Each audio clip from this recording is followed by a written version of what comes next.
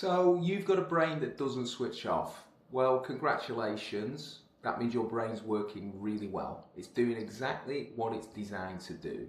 And I'm going to tell you why that is and also how to step out of that aspect of ourselves into a calmer, more present way of being. So today we're going to talk about the default mode network. And this is the brain's natural setting that it defaults to every time we stop doing something and we sit down and we just be with ourselves. When we do that, when we take a moment for ourselves, I'm sure we've all done that, we've all said we're going to have a coffee and just sit down and relax. When we've done that, we often notice that our brain is flooded with thoughts. Usually the thoughts are about ourselves. And usually they're about the past or the future, or comparing ourselves to others. Okay? And the reason the brain's doing this, the reason it defaults to this, is that while you have a few moments, it's reminding you of all the stuff that you've done wrong, so you don't do it again. And also thinking about the future, usually with a negative filter on it, to make sure that you're prepared and you're not complacent and you're ready to use those past mistakes to make sure they don't happen again in the future. Now, what do we notice about this? We notice that the brain isn't concerned with what you're doing right now. It's not concerned with the present moment because it doesn't have to worry about the present moment. The brain's ancient agenda, the survival mind, as I call it, and it has been called, is concerned with getting your genes into the next generation, protecting your status, and keeping you safe.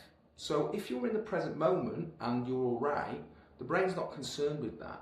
That's why it lives in the past, playing your past mistakes, and the future, thinking about what you have to do next.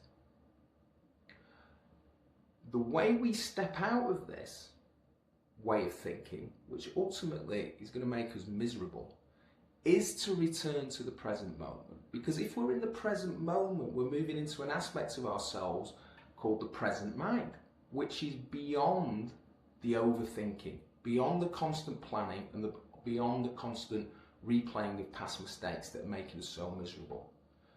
And the key to getting to that aspect of ourselves, which is calmer and more collected and more connected to our experience, is returning to the present moment.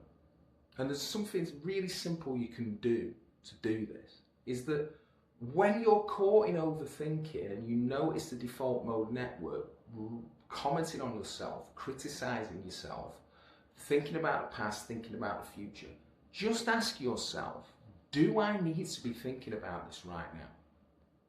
Do I really need to be thinking about it? And most of the time, you will find that you don't need to be thinking about what you're thinking about right now. You don't need to be replaying that argument that you had 20 minutes ago, a day ago, a week ago, a month ago in your mind now.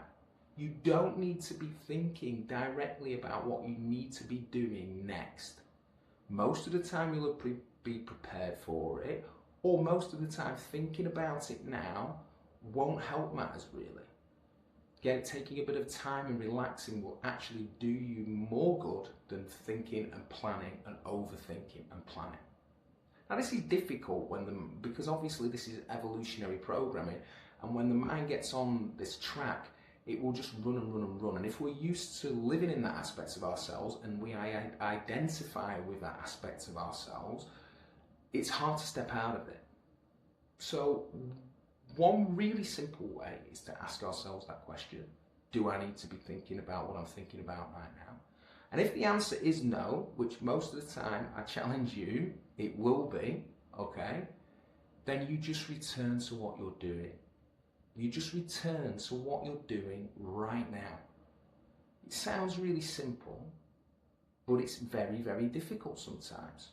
And so if you're having a coffee, I challenge you to really stay with that coffee. Stay with the coffee in the moment. Bring the coffee to your lips. Smell the coffee. Taste the coffee. And every time the mind wanders off onto thought, just bringing it back to what you're doing right now. Over and over and over again. Not getting frustrated when you notice you've been distracted, and just coming back and trying to experience what you're doing right now. The more we can do this, the more we will step out of the default mode network, and we will step out of the thinking survival programming that we are wired to be connected to if we don't become conscious of it and try to step out of it. Being with our experience is life. Being with our experience is existing in the moment, connected to what we're doing. And the more we do it, the more we feel what that is. We feel more calm, more confident, more together, and also we feel more joy and happiness as we connect to our experience and what we're doing. So the next time you've got 10 minutes to yourself, try and give yourself that 10 minutes. Sit with what you're doing.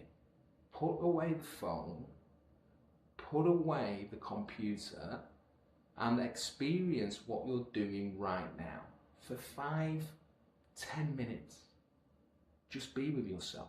And every time the mind wanders off, just come back to what you're doing. Enjoy that cup of tea, enjoy that coffee, enjoy reading that book, enjoy staring into space and looking at the view. Be with that experience, and every time the mind wanders off, just bring it back. Everything that you need to do will still be there 10 minutes later. Everything that you could have done has already happened. Give yourself these 10 minutes, and give yourself those 10 minutes more consistently throughout the day and week. And then notice how that affects your performance in the next stage of the day.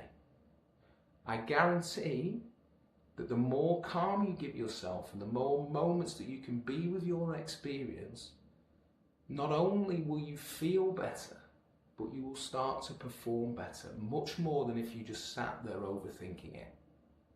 So give it a try and see what happens.